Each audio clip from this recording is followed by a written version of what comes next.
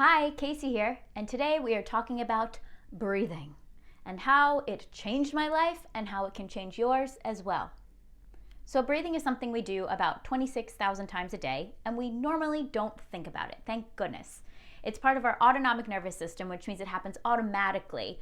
Our heart rate, our digestion, our body temperature, our breathing, these are things that just go on its merrily way without us having to think about it. But the breath is something that we can consciously tap into as well, which makes it so useful for our health, for our physical health, our mental health, our emotional health, our spiritual health. And not knowing where your breath is can allow us to fall victim to our emotions, to our physical ailments, to all these different things. And I was absolutely one of them.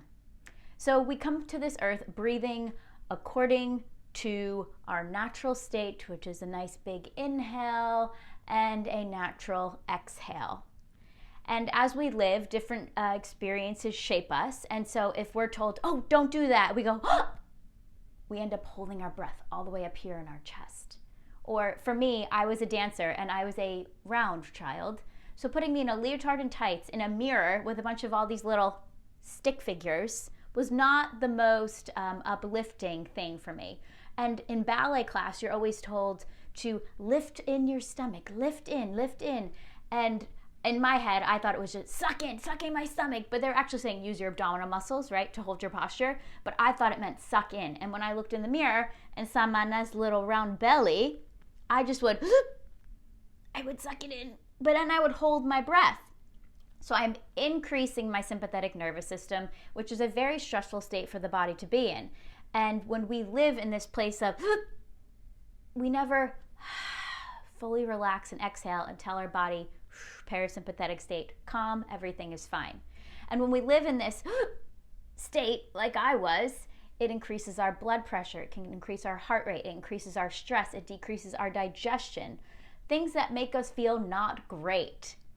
And when we inhale all the time, or do you ever get email apnea? If you're writing an email, do you hold your breath the entire time? Because you notice as soon as you send that email or text, you go, and you actually exhale.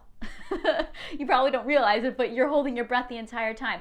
So we're building up, right? When we inhale, we're changing the physiology of our bodies, and our body thinks, oh my gosh, I don't know when I'm going to take my breath. And then anxiety sets in and all these different things just because our body's not able to detect a sufficient amount of oxygen, or we've utilized all the oxygen that we have. The carbon dioxide is starting to rise. The pH of our body is changing, and our alert system is going, wee-oo, wee-oo, wee-oo. Now, how can you focus at a task or your health or your healing if you are in a stressful state? You really can't. And so again, it comes back to the breathing, the breath. If we're getting a nice inhale and exhale, all these things are fine. So back to my little story. I was a dancer, and I still am a dancer. But when I was a little dancer, I was a very round little dancer. And so I'm holding my breath. And now I'm not getting proper oxygen. My face would turn beet red halfway through class, and I'd leave ballet class like, but I thought it was because I was working really hard, right? And then I decided to join the track team. And as you are a track runner, you run a lot, and it is very aerobic cardiovascular activity. And I was huffing and puffing and wheezing. So when a kid wheezes, mom takes you to the doctor and says, she's breathing funny, what's going on? They make you breathe into a little tube and see how high you can make the little piece of plastic go up for your breath capacity. Mine was not very high, so now they have labeled me with exercise-induced asthma, send me home with my prescription for my inhaler, and told me to take it before track practice. So now I am already a little round kid holding my breath, not wanting my belly to hang out, and now they tell me I have fat kid asthma. This is really great for mental health of a child, and I don't know why. No one told me that I was breathing wrong or that I needed to exhale. I didn't know these things. It wasn't until literally years later when I was doing my yoga teacher training that I was like, holy crap, I'm not breathing properly. Number one, I'm a reverse breather. So reverse breathing is when you inhale and you think your stomach's supposed to go out, and then when you exhale, your stomach comes in. But that is wrong. When we inhale, air goes in, and therefore, our belly will expand. And when we exhale, the belly will come in as the air comes out. So check for yourself. Are you a reverse breather? Never thought about it, did ya? Yeah, me either, until someone pointed it out. And then I was like, holy crap, this doesn't make sense for optimal oxygen exchange. No wonder I'm always stressed. I don't even breathe and get proper air in and out through my lungs to circulate throughout my body. So, and being an athlete on top of that, wow, why am I exhausted? It's not my muscles aren't strong enough. I'm not giving them the oxygen they need to contract and release. Hello, cramping, if anyone's experienced that. So check in with yourself. Are you a reverse breather? Do you breathe in through your nose and out through your mouth? Do you breathe in through your mouth and out through your mouth? Do you breathe in through your nose and out through your nose? All of these little things make a difference to your health and how you feel throughout the day. And we can play with these different breathing patterns for different tasks and changing our health.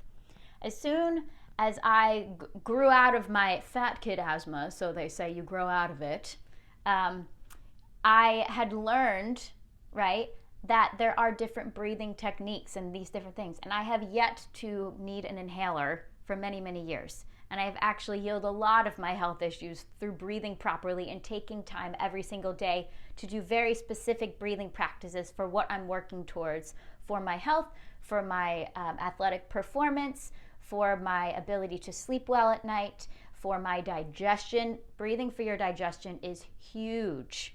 So something you can do as well. Before you eat and shovel food down your throat in front of a screen, I dare you, I double dog dare you to put down your utensil, put your hands in your lap, and take 3. I'm only asking for 3. 3 very smooth, deep breaths in through your nose and out through your mouth. And then begin to eat.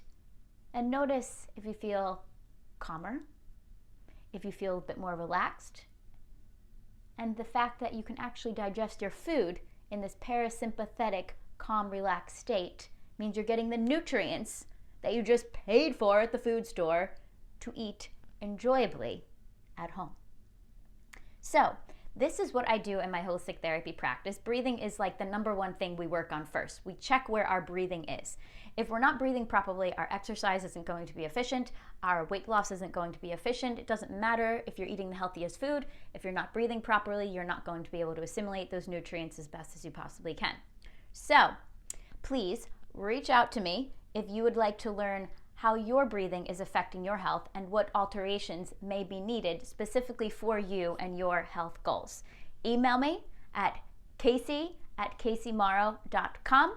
Make some comments in the section below if you have practiced breathing and noticed a difference in your daily life.